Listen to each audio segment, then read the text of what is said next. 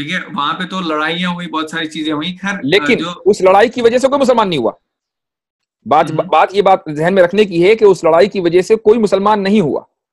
आप किसी एक का नाम बताइए कि भाई वो फला आदमी डर की वजह से मुसलमान हो गया, उसका नाम बताइए, हम अपने दावे को वापस ले लेंगे।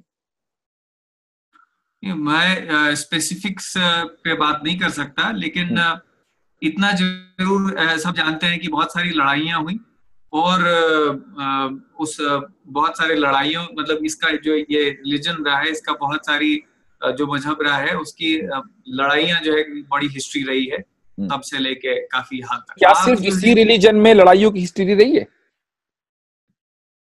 बुद्धिज्म जो है, देखिए फॉर एग्जांपल बुद्धिज्म में हमेशा पीस की बात रही है, और उसमें जो है लड़ाइयां इन्वॉल्व नहीं रही हैं।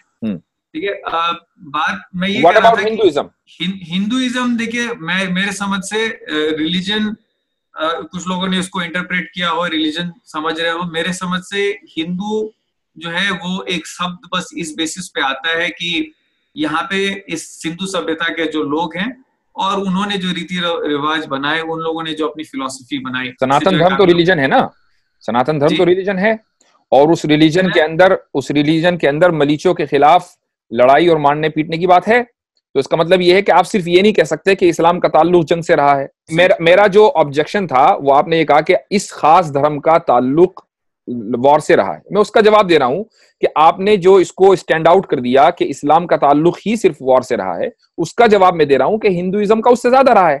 भाई जिस मुल्क में और जिस मजहब में जो किताबें, जिन किताबों के अंदर लड़ाइयों को दर्शाया गया हो और दिखलाया गया हो, वही किताबें सेक्रेड हों, तो अब आप उससे अंदाजा लगा लीजिए कि किस मजहब का ताल्लुक जंग से ज्यादा रहा है। आप देखें लड़ाइयां, मतलब आप पहली बात ये देखें कि इस्लाम जो है वो शुरू से ही, और मतलब लड़ाइयों से शुरू हुआ, और आज भी जो है उसकी मतलब इतनी ज्यादा चर्चा जो है इन नॉर्मल इसमें, वो लड़ाइयों से कनेक्टेड अभी भी रहा है। चलिए अब मैं पूछता, नहीं, इसी को देख लेते हैं। आपने कहा इस्लाम लड़ाइयों से शुरू हुआ, पहली जंग कब हुई आपको पता है? पहली जंग मक्का मदीना, वहां से वो मक्का गए थे। चलिए मैं एक और सवाल पूछता हूँ। मोहम्मद सल्लल्लाहु अलैहि वसल्लम के बारे में अगर आपने थोड़ा सा भी पढ़ा हो, कोई भी जरा सा भी पढ़ा हो, तो इतना आप जानते होंगे कि नबी होने के बाद, नबूवत का ऐलान करने के बाद वो कितने साल जिंदा रहे? वो 23 साल जिंदा रहे। ठीक है, उसमें 13 साल मक्का में और 10 साल मदीना में। ठीक है, जब तक मक्का में रहे कोई जंग नहीं हुई, मदीना गए एकदम कोई जंग नहीं हुई। मदीना जाने के 2 साल के बाद, यानी मोहम्मद सल्लल्लाहु अलैहि वसल्लम की नबी होने के 15 साल के बाद पहली जंग हुई। अच्छा, पहली जंग कहां हुई आपको मालूम है? मदीना के अंदर ही। मदीने के अंदर, मक्के में तो नहीं हुई। तो इसका मतलब यह हुआ कि हमला इधर से नहीं हुआ था, बल्कि हमला उधर से हुआ था। तो अब जिसके ऊपर हमला होगा, क्या वो डिफेंड करने का राइट नहीं रखता? ठीक है, तो इससे यह साबित हुआ कि जब पहली जंग अपने डिफेंस पर हुई है, तो आप ये नहीं कह सकते कि इस्लाम का आगाज ही और इब्तदा ही उसकी जंग से हुई। जो चीज, यानी एक शख्स 23 साल जिया और उस 23 साल में 15 साल के बाद कोई जंग और वो भी डिफेंस में हो रही हो, तो आप ये कैसे कह सकते हैं कि उसकी इब्तदा जो है उसके मिशन की वो जंग से हुई है? देखिए आप, इंपॉर्टेंट बात यह है कि मैं कहां से आ रहा हूं और मैं क्या कहना चाह रहा हूं, आप उसको भी थोड़ा समझने की कोशिश करें।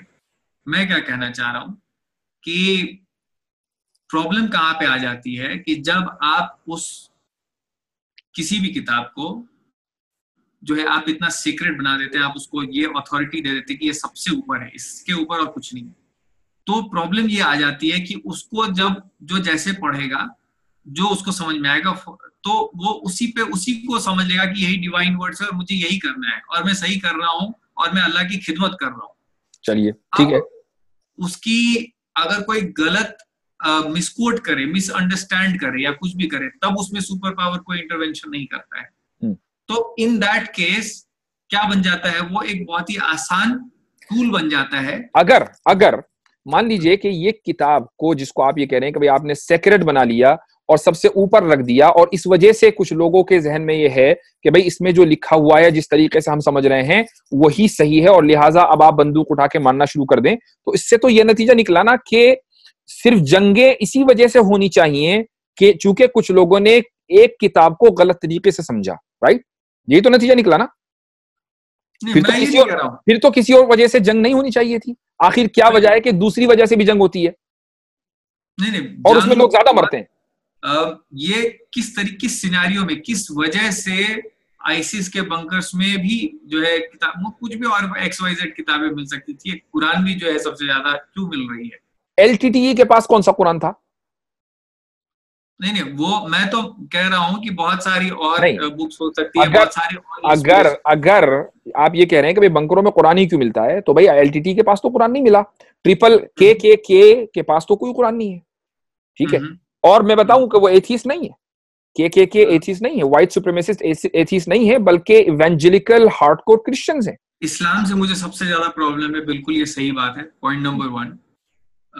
पॉइंट नंबर 2, आपने कहा कि इस्लाम से दुश्मनी। जी हाँ, बिल्कुल मुझे इस्लाम से दुश्मनी है। तो इस्लाम दुश्मनी क्यों है आपको? इस्लाम दुश्मन मैं इसलिए हूं क्योंकि आप कुछ दिन पहले, मैं अभी आपको बताया, मैंने 1-2 दिन के पहले की घटना है। वहां पे एक बंदा आ गया, उसने अपनी गाड़ी चलाई ऑस्ट्रेलिया में, 3 लोगों पे चाकू चलाया, एक बंदा मारा गया। वायलेंस की वजह से है ना, वायलेंस की वजह से है, वायलेंस की वजह से है ना। हाँ, वायलेंस की वजह से। ये हिंदू क्यों नहीं था, ये क्रिश्चियन क्यों नहीं था, ये मुसलमान। मैं वही कह रहा हूँ, आपके जो इस्लाम से दुश्मनी की वजह है वो वायलेंस है, आप वायलेंस को पसंद नहीं करते, ये तो मतलब हुआ ना।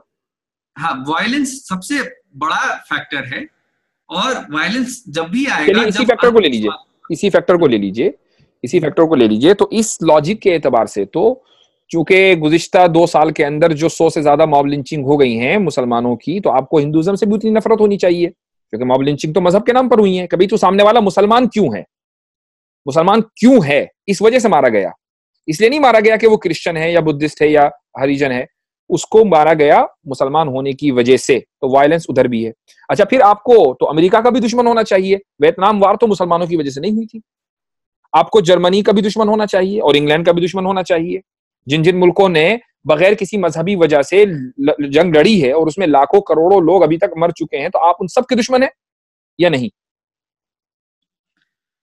आज की डेट में हमें सबसे ज्यादा क्या चीज अफेक्ट कर रहा है, वो इस्लाम कर रहा है। अब आप इसमें मॉब लिंचिंग की बात करते हैं, हिंदू मॉब लिंचिंग की आप बात कर रहे हैं, तो आप स्टैटिस्टिक्स बताएं कि आज ये पिछले 10 साल में कितने लोगों को हिंदुओं ने मारा मॉब लिंचिंग के तहत, और कितने लोगों को अपने आप को मुसलमान, आप उनको माने ना माने, वो जो अपने आप को मुसलमान कहते हैं, उन लोगों ने कितने लोगों को मारा।